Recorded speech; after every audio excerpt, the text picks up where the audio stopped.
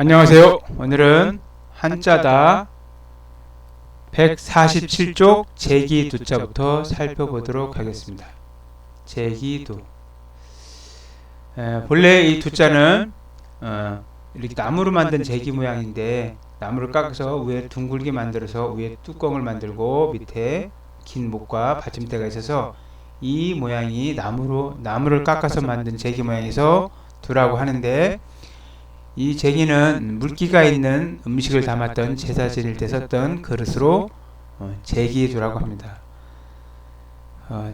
어떤 사람들은 콩두라고도 하는데, 콩두는 이 고문 모양에 보면 콩깍지에 콩이 있는 모양처럼 보여서 콩두라고도 하는 글자로 쓰입니다.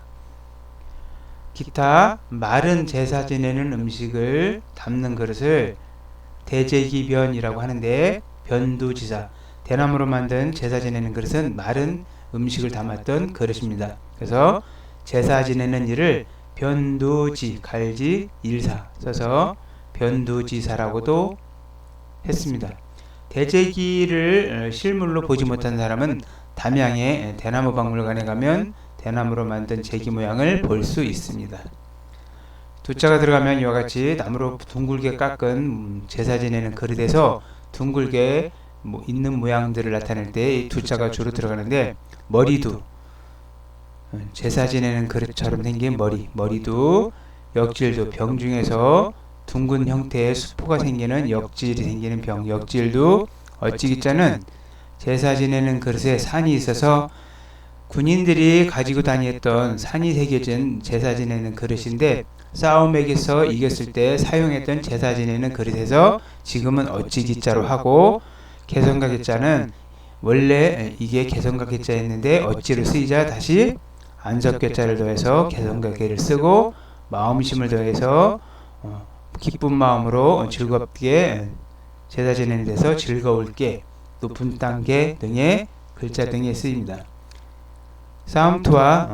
싸움투에도 밑에 제사 지내는 그릇이 있는데, 이 글자는 자세히 한번 살펴보면 이와 같이 싸움투자는 두 사람이 서서 두 손으로 싸우고 있는 모양이 변해서 된 글자인데, 부수 글자로 단독으로는 사용하지 않고 요즘은 이와 같이 많이 쓰이는데, 실은 옛 소전 모양이 보면 이와 같이 싸움투자가 있고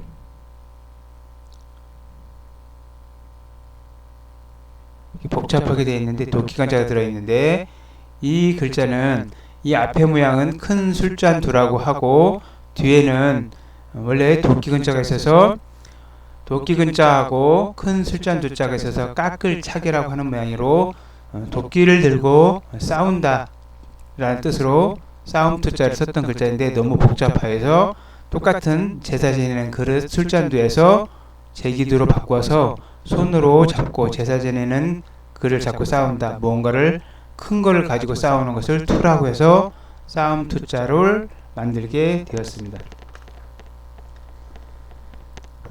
자, 제기두와 좀 비슷하지만 전혀 다른 글자를 살펴보도록 하겠습니다.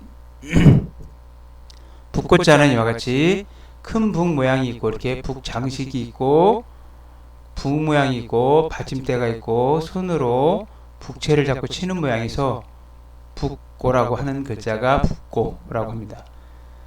북고자를 따르는 글자는 밑에가 눈목자를 밑에다 더해서 소경고자를 나타내서 고라고 하는 글자가 하나 있긴 하지만, 이 북고자는 다른 글자를 만날 때 옆에 칠복자를 생략하고 악기를 세우는 모양에서 악기 이름주라고 하는 부분만 다른 글자를 많이 만나게 됩니다.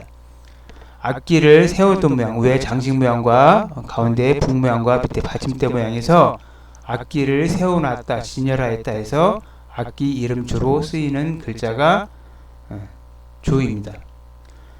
이 악기는 주로 기쁘고 즐거운 일에 사용했기 때문에 밑에 악기 이름에다가 밑구자를 대서 악기를 치면서 연주하면서 노래를 하다, 기쁘리, 연주하고 노래하는 여자, 아름답다, 마음심자, 그러한 마음에서 기뻐하다, 기쁘리, 복희, 기쁨을 주는 신 복희, 좀 내기는 불을 뜻해서 빛나리, 기쁘리자 등에 쓰이는 글자가 희자입니다. 이와 같이 붓고자는 다른 글자를 만날 때 전체가 다 만나는 게 아니라 앞부분인 악기 모양만 따로 떼어서 다른 글자를 많이 만나게 됩니다. 다음에 악기 이름 주자처럼 모양이 똑같지만 전혀 다른 글자를 살펴보도록 하겠습니다. 악기 이름 주자에서 소자 모양이 보면 여기는 이와 같이 분명히 장식 부분과 밑에 북 모양이 따로 있는데 자세히 한번 보면 주자를 살펴보도록 하겠습니다. 이 주자에는 보면 이렇게 근문에 보면 이와 같이 쭉 여기까지 내려오고 이어진 모양을 볼 수 있습니다. 이 글자는 앞에 악기 이름 주자고 모양이 비슷하지만 원래 이 글자는 이렇게 화분 같은 데다가 나무를 심어놓은 모양의 변형이 세울 주자입니다. 그래서 악기 이름 주자하고 모양이 비슷해서 옆에다가 마디존자 손으로 뭔가를 잡고 있는 모양을 더해서 화분에다가 손으로 무언가를 잡고 심는 모양에서 세울주라고 합니다. 세울주, 세우다라는 뜻을 가지고 있습니다.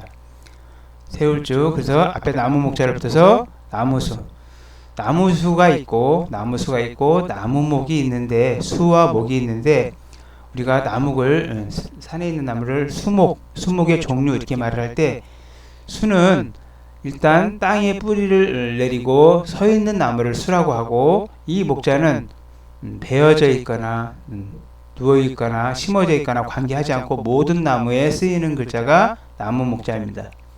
나무 숫자는 현재 지금 산이든 들이든 어디에 뿌리를 내리고 서 있는 나무를 나타낼 때 쓰이는 글자입니다. 그래서 수종이 다양하다라고 하는 것처럼 쓰이는 글자가 숫자입니다.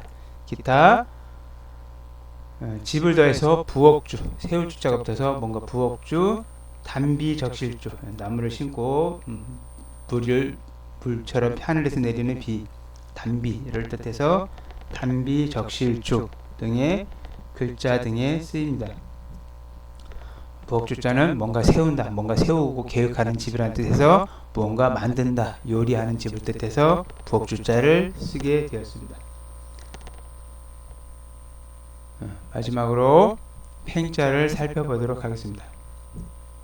이 팽자는 우리가 상용한자 1800자 안에는 들어가지 않는데 똑같이 앞에 이와 같이 세울주자 북 모양이 있고 이와 같이 갑글문에 보면 옆에 무수히 많은 획들이 많은데 이 글자는 뭐냐면 큰 북 위에 장식 북 받침대 북을 쳤을 때 쾅하고 쳤을 때 뒤에서 나가는 소리를 나타내서 팽이라고 합니다. 크게 울려나가다, 벌어지다 라는 뜻으로 이 팽자가 들어가는 글자는 팽자를 만나는 글자는 예의 없이 전부 다 팽이라고 음이 변하지 않고 읽혀지기 때문에 부수만 알면 공부하는 데 많이 도움이 됩니다. 특히 사람 이름이나 지명 이름에만 쓰이고 보통 때는 많이 쓰이지 않기 때문에 잘 보이지 않지만 주변에서 명함 같은 데서 가끔 보이는 글자이기 때문에 주의해서 한번 살펴볼 필요가 있습니다.